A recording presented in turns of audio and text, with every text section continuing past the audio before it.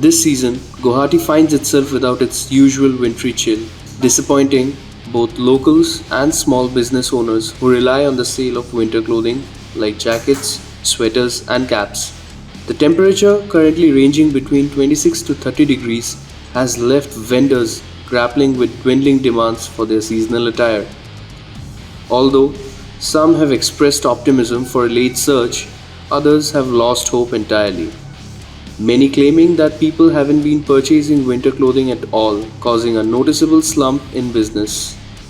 Experts have speculated that this unusual weather deviation is attributed to the consequences of climate change. ঠান্ডা এবার কম জবারকে বহুত কম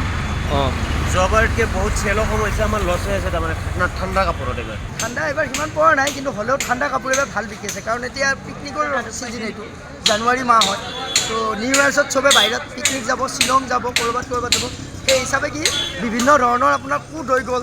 তাৰপিছত আপোনাৰ blazer হৈ গ'ল আৰু আপোনাৰ এইবিলাক উডি আছে উডি লৈ আছে